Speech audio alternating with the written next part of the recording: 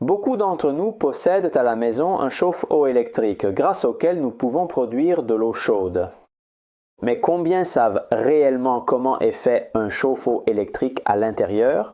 Dans cette vidéo, nous allons le voir non pas tant par curiosité de savoir comment il est fait à l'intérieur, mais surtout pour en comprendre la structure, donc le fonctionnement, et par conséquent, en cas de problème éventuel, pouvoir savoir comment agir pour en rétablir le bon fonctionnement.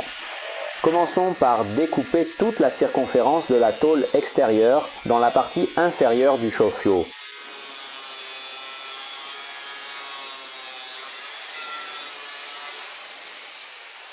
Ensuite, nous retirons la valve de sécurité et deux anneaux rouge et bleu qui identifient respectivement l'entrée de l'eau froide et la sortie de l'eau chaude. Nous faisons levier et nous détachons. La partie métallique nous servira à observer comment elle est faite. À l'intérieur, dès l'ouverture, on remarque immédiatement la mousse isolante qui recouvre la cuve. Avec la pointe d'un tournevis, nous commençons à la retirer afin de mieux voir la structure interne. On peut remarquer qu'entre la cuve et la couche isolante, il n'y a rien d'autre. Maintenant, nous passons à la partie frontale où se trouve le cadran avec l'aiguille qui indique le niveau de chauffage de l'eau. Nous le dévissons et coupons également la tôle ici.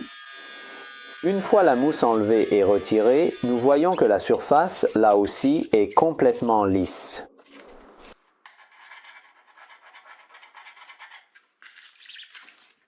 Maintenant que nous avons vu un peu comment est faite toute la structure externe, nous allons nous concentrer sur la façon dont la résistance est structurée.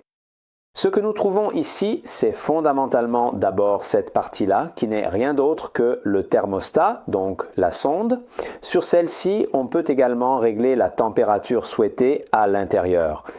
Cette sonde est alimentée par la tension sur ces deux connecteurs, 1 et 2.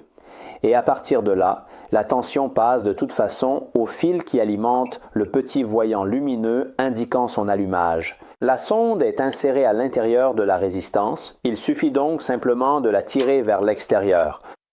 En effet, ici, il y a un tube qui pratiquement est fermé du côté opposé, donc l'eau ne peut pas passer. Cette sonde détecte la température à l'intérieur de la cuve du chauffe-eau et au moment où la température programmée est atteinte, elle coupe le fonctionnement de la résistance. La résistance, en revanche, est fixée, elle se trouve à l'intérieur. Pour accéder à la résistance, il faut d'abord dévisser cet écrou qui la fixe à la cuve du chauffe-eau à l'aide de cette patte. Une fois que nous pouvons donc la saisir d'ici, nous dévissons cet écrou et nous retirons cette patte. La résistance est alors libre et peut évidemment être extraite. Ici, nous pouvons immédiatement observer que l'anode de magnésium s'est complètement sacrifiée. Nous montrons l'image de son état initial. Et rappelons que celle-ci se corrode à la place de la structure interne du chauffe-eau, la préservant jusqu'à son épuisement. En revanche, la résistance, c'est tout cela. Voici la canule que nous avons vue précédemment. C'est là qu'elle s'insère pratiquement. Ce dispositif de sonde spécifique permet ainsi, comme il est tout à fait possible de l'observer dans ce détail précis, le transfert intégral de la tension électrique qui arrive initialement des connexions situées sur la sonde et s'achemine ensuite de manière directe jusqu'à la résistance interne. Il y a donc ce passage d'alimentation sur les deux pôles de la résistance qui est interrompu lorsque le thermostat atteint la température. Nous avons vu la canne à l'intérieur. Elle s'insère délicatement à l'intérieur de ce conduit spécifique et n'est absolument pas en contact direct avec l'eau, car ce conduit est hermétiquement fermé à son extrémité inférieure. La résistance chauffante, à son tour, est solidement fixée à ce bloc de support, où se trouve précisément le joint d'étanchéité qui adhère très fermement contre la paroi de la cuve. Il s'agit d'une cuve en acier, donc très résistante. Et maintenant, pour réussir à extraire la résistance, on peut voir très clairement qu'il y a juste ici cette toute petite vis de fixation. qui la fixe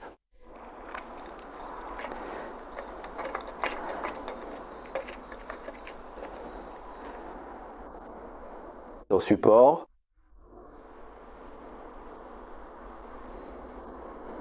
De fixation sur la cuve. Nous voyons qu'à l'intérieur, ce support possède toujours une partie en caoutchouc qui est le joint. Et même sur la résistance elle-même, il y a ce joint qui, une fois inséré à l'intérieur, cet élément vient parfaitement adhérer contre le joint principal, ainsi que sur le joint de fixation situé sur la cuve, et cela ne permet absolument pas le passage de l'eau à travers le système.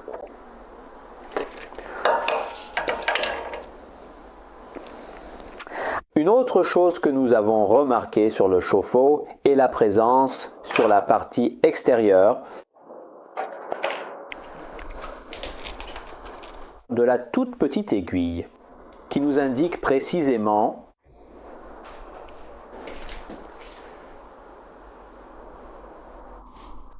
en ce moment, je ne trouve plus la petite aiguille.